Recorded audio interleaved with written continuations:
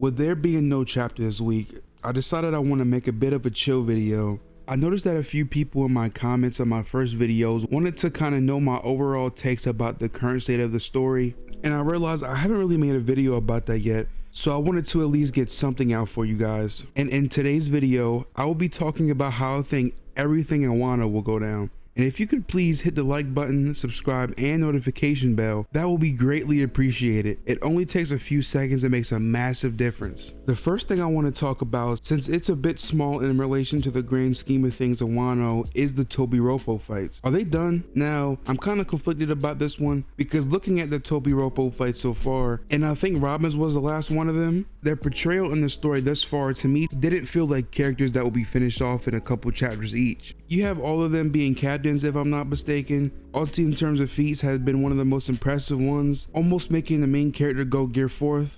Although I am starting to think I overhyped that feat just a bit, because Luffy might have been just trying to get to the roof as fast as possible. Either way, feat wise, we've seen the most out of her. Then we have Husu and Sasaki, who I believe seem really confident that they'd be able to get a spot as a commander on Kaido's crew. Then just to have them beaten so fast kind of gives me a weird feeling that some of them will get back up later. It all depends on what direction Oda wants to go, in my opinion. If he's using these fights to show how some of the non-monster trio Straw Hats have grown and showing how they're going to be ready to take the next step in strength, then I think the Tobiropo may just be down for the count. But if Oda wants them to be busy until the end of the war, some of them may get back up and fight again. These fights were pretty easy for the Straw Hats, with all of them wrapping up in about 2 or 3 chapters, I think. So tell me what you guys think in the comments. Do you think this is the end of the Tobiropo, or do you think they're getting back up? Now, I want to mention Yamato now and later, because she is relevant during and after this war. Will she be defeated by the time Luffy gets there to the roof, or will Yamato fight with Luffy? Now, from the last of the fight we seen, it seemed Yamato was starting to push Kaido, even him saying, "Don't push your luck." So my prediction is that he's going to take Yamato down by the time Luffy and anyone else gets to the roof. Kaido can't get too beaten up, so I'd assume Yamato pushing him this hard may have resulted in him going completely out to defeat his son. Yamato already knows he can't beat Kaido, so his main objective is to stall him until Luffy gets there. So my prediction is that he'll indeed be beaten by the time Luffy and whoever else gets to the roof to fight Kano and finish him. Another little cool prediction: what if Yamato makes an Oden-like comment or a Roger crewmate-esque comment about how he thinks Luffy can do anything if given a chance? Just like the other crew members always say, oh, Luffy's gonna be the Pirate King. that would be pretty cool. The next thing is, what is Momo's role in the story? Well, the latest chapter kind of confirmed to me that he is indeed going to be the one to lift Onigashima up and help save everyone underneath. He states that he wants to turn into an adult so he can have a chance at being a bigger dragon, and if it's anything like Kaido's fruit being able to create clouds and such, I indeed do not think that Momo's goal is to kill Kaido anymore, or at least defeat him. This is something that has been widely speculated in the community. For me personally, I have never been on board with it, but I do find the theories really interesting. To me at least, what's cooler is Momo realizing that he can help in other ways. He can be useful and technically defeat Kaido just by helping out, just by doing as much as he can. I think he kind of realizes that him aging up won't align with his original goal of defeating him, but it won't invalidate that if he's the reason one of the people that contribute to Kaido's defeat could reach him in the first place. Now, this is one that I completely forgot in my 1020 review when I did my predictions at the end, and that is how the Kin and Law versus Big Mom fight is going to go. And to be completely honest with you, I do not know. The only logical explanation to defeating her this arc I can see is if Luffy and everyone else has enough energy to fight Kaido, but it's looking like that's not the case, as Kaido has been set up as the big antagonist of this arc, so I can't see him going out before she does. And I really don't want to see Big Mom in the other arc, so I don't know how Oda will handle it. Sorry, all the Big Mom and Elbaf theorists, but I do hope he handles it well. I guess that my prediction is that they somehow find a workaround for her balloon skin or her devil fruit, so it won't be 100% Big Mom, but can still make both parties look good. Big Mom's portrayal has been something that has been wildly crapped on, and I think this is the opportunity to make her look good while also making the upstart pirates that came to Wano look pretty good as well. And Kid has been shown to be able to lock down some of Big Mom's homies, so I think he has an advantage in that sense, despite being drastically weaker than Yako. And he has Law on his side, so he'll think of something.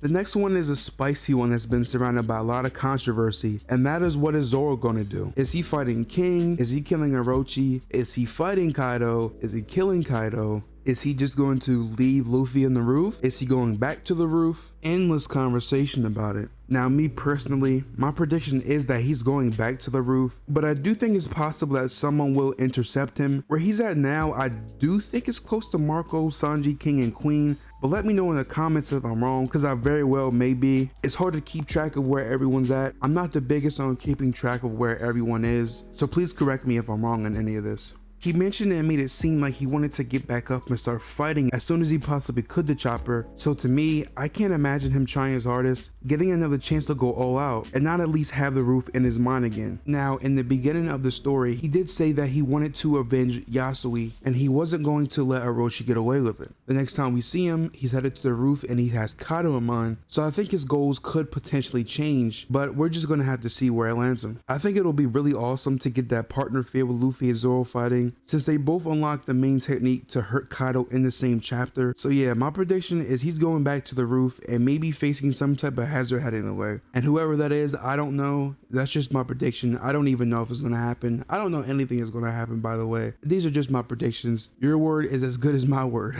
And now we move on to the final fight. I don't think there's too much explaining needed here. From my last prediction, I think you can tell that I do think Luffy and Zoro will finish out the fight, so I won't talk about it too much. But I do not know how long Momonosuke will take to fly Luffy up to the roof. And if Oda does go the route of Zoro going back to the roof, I think it'll be interesting to see who gets there when. If Zoro does get intercepted, will he beat his opponent before Luffy gets to the roof or after? Or maybe in the middle of the fight? How does he get back up to the roof? Is it Marco? Is it Momonosuke himself? This is all assuming Oda does go that route. But yeah, I think Luffy will get there before anyone else, then Zoro and maybe some other people get there. Although I'm not too sure about that with how the rest of the fights are going right now. After the fight is over, I want to talk about a couple things that I think will happen before going to the next arc. And the first is, what is Yamato going to do going forward? I have a few predictions based on either direction I see Oda going after this arc. I think either Yamato realizes he doesn't have to be Oden and either decides he wants to travel with the Straw Hats because of his own will, or he only wanted to travel because of the attachment to Oden and gives up that dream and just stays in Wano as a protector, finally becoming his quote own character, maybe realizing that protecting Wano isn't such a bad thing to do if Kaido isn't in control. Yamato won't give up on that dream and will try to travel with him anyway, and travel with him and basically follow in Oden's footsteps of being the person that writes everything down and everything. She can't really do the whole poneglyph thing like Oden can do, but yeah, I know a lot of the fan base isn't gonna like that.